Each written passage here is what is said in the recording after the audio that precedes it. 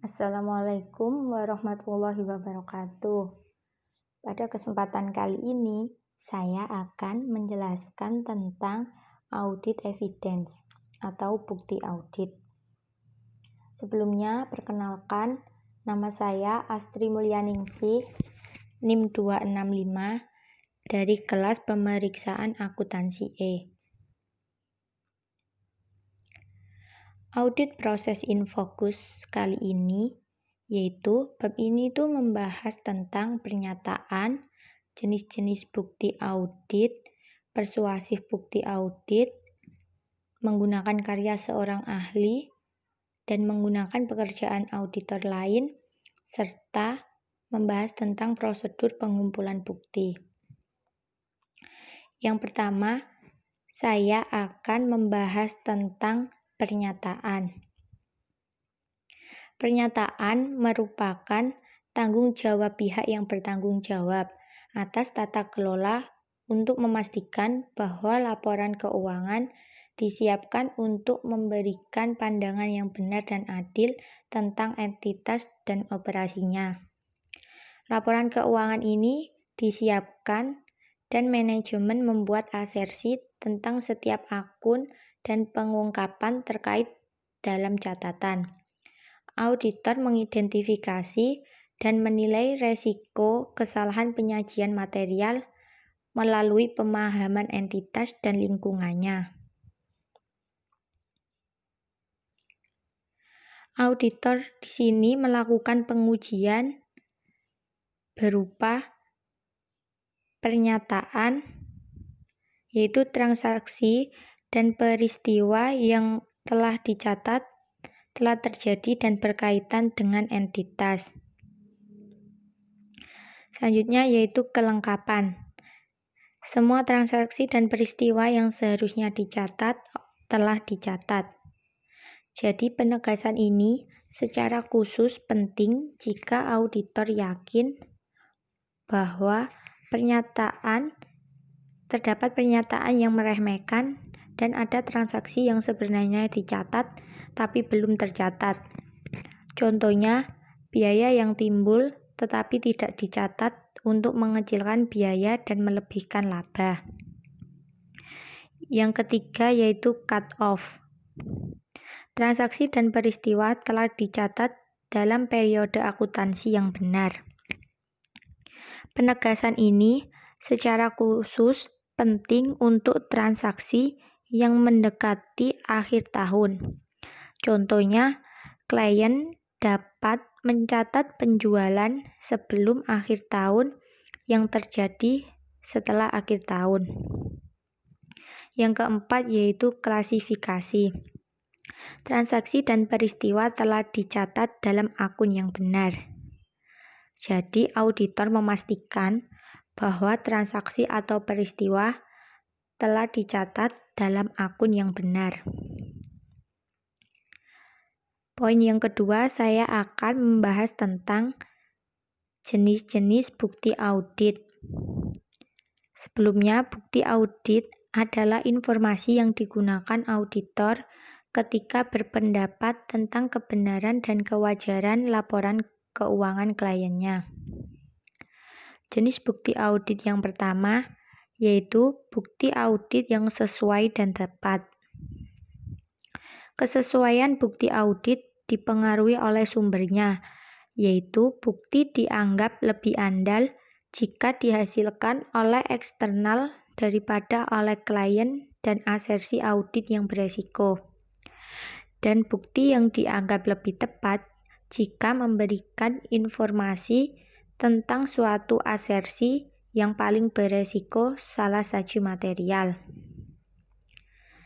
Yang kedua yaitu konfirmasi eksternal, yaitu memberikan panduan tentang penggunaan konfirmasi eksternal dan dikirim langsung oleh auditor kepada pihak ketiga, seperti bank, klien, pengacara, debitur, dan lain-lain, yang diminta untuk menanggapi auditor terkait hal-hal yang tercantum dalam surat konfirmasi. Yang ketiga, bukti dokumenter. merupakan yang dapat berupa faktur, laporan pemasok, laporan bank, korespondensi, dan perjanjian hukum.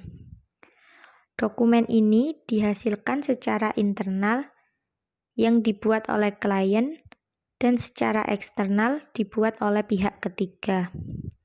Auditor akan memastikan semua investasi yang dipegang oleh pihak ketiga telah disetorkan dalam catatan klien. Yang keempat yaitu representasi. Auditor mengumpulkan bukti audit yang cukup dan tepat mengenai masalah hukum yang melibatkan klien mereka.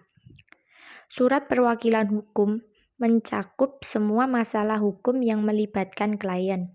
Surat ini biasanya dikirim oleh klien kepada pengacaranya untuk meminta melengkapi surat representasi dan dikirim langsung ke auditor. Yang kelima yaitu bukti verbal. Bukti ini digunakan saat memperoleh pemahaman tentang klien dan sistem pengendalian internalnya. Bukti verbal didokumentasikan dalam kertas kerja auditor, sehingga semua diskusi dengan klien disimpan sebagai catatan. Selanjutnya yaitu bukti komputasi. Bukti ini dikumpulkan ketika auditor memeriksa keakuratan matematis dari angka-angka yang muncul dalam laporan keuangan. Yang ketujuh, bukti fisik. Bukti ini dikumpulkan melalui pemeriksaan aset berwujud klien. Misalnya, auditor akan memilih inventaris dari buku besar klien untuk pengujian dan menjamin jumlah yang dicatat ke item fisik, lalu menghitung item yang ada untuk memeriksa bahwa jumlah yang dicatat akurat. Dan jenis yang terakhir yaitu bukti elektronik. Transaksi umumnya disimpan secara elektronik. Jika perusahaan memulai dan menyelesaikan transaksi secara elektronik, maka auditornya akan menggunakan bukti elektronik untuk menetapkan bahwa transaksi terjadi. Poin yang ketiga, saya akan menjelaskan tentang persuasif bukti audit. Auditor mencari bukti yang menguatkan untuk membuktikan bahwa jumlah yang tercatat akurat. Sehingga ada 3 kategori bukti yang menguatkan. Yang pertama, bukti yang dihasilkan secara internal. Bukti ini berupa catatan cek yang dikirim, salinan faktur, dan pernyataan yang dikirimkan kepada pelanggan, serta pesanan pembelian. Bukti ini adalah bukti yang paling persuasif, karena klien yang menghasilkan dan menyimpan bukti ini. Ada kemungkinan bahwa bukti dapat dimanipulasi atau dihilangkan. Yang kedua, bukti yang dihasilkan secara eksternal oleh klien. Bukti ini berupa faktur dan pernyataan pemasok, pesanan pelanggan, laporan bank, kontrak, dan lain-lain.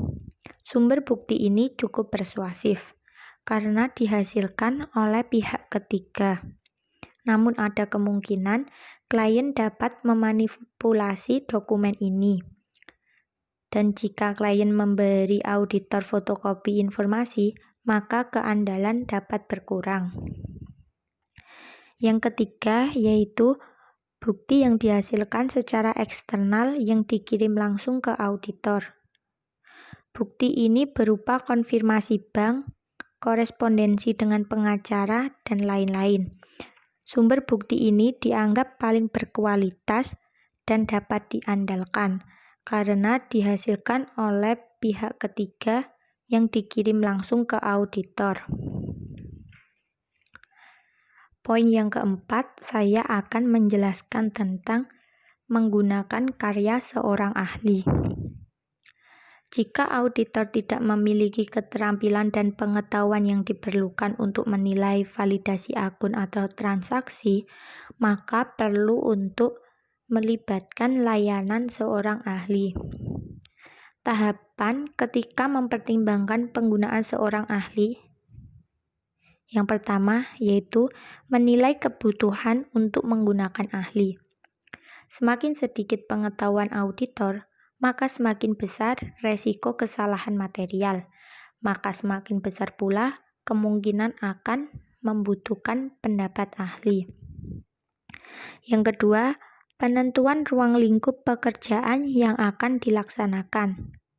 Setelah ditetapkan diperlukan pendapat ahli, maka auditor akan menentukan ruang lingkup pekerjaannya yang meliputi pengaturan sifat, waktu, dan tingkat pengerjaan. Yang ketiga, menilai kemampuan ahli. Sebelum menghubungi ahli, auditor menilai reputasi dan sejauh mana pengalaman mereka dalam memberikan jenis pendapat atau laporan. Yang keempat, menilai objektivitas. Objektivitas ahli mengacu pada kemampuan dalam membentuk pendapat atau sampai pada kesimpulan. Yang kelima, menilai laporan pakar. Laporan harus merinci setiap tahapan proses yang digunakan untuk sampai pada kesimpulan dari laporan. Dan auditor menilai konsistensi informasi yang disertakan dalam laporan pakar dengan pemahaman mereka tentang kliennya. Dan yang terakhir, tanggung jawab untuk kesimpulan. Auditor bertanggung jawab untuk menilai kualitas bukti yang diberikan oleh seorang pakar dan menentukan apakah bukti tersebut andal dan objektif. Poin yang kelima, saya akan membahas tentang menggunakan pekerjaan auditor lain.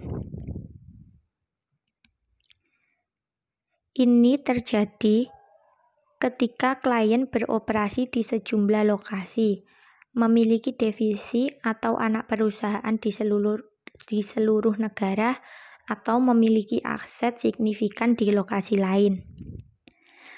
Di sini auditor yang bertanggung jawab untuk menandatangani laporan audit mungkin perlu mengandalkan bukti yang diberikan oleh auditor lain untuk komponen tertentu dari laporan keuangan klien. Dan yang keenam, saya akan menjelaskan tentang prosedur pengumpulan bukti. Prosedur pengumpulan bukti utama yang digunakan oleh auditor yaitu menguji pengendalian. Auditor akan memeriksa dokumen untuk bukti bahwa perhitungan telah diperiksa, saldo telah direkonsiliasi, dan lain-lain. Aset berwujud diinspeksi untuk memberikan bukti bahwa aset tersebut ada. Yang ketiga, mengamati staf klien dalam melakukan prosedur. Jadi, menentukan prosedur tersebut sudah tepat atau belum. Yang keempat, permintaan. Permintaan keterangan digunakan untuk memperoleh pemahaman tentang klien dan untuk menguatkan bukti yang dikumpulkan selama audit. Yang kelima, konfirmasi, yaitu digunakan untuk mendapatkan bukti tentang item tertentu yang ada dalam catatan klien. Selanjutnya yaitu perhitungan ulang. Perhitungan ulang ini untuk memeriksa keakuratan matematis dari file dan catatan klien. Yang ketujuh, kinerja ulang.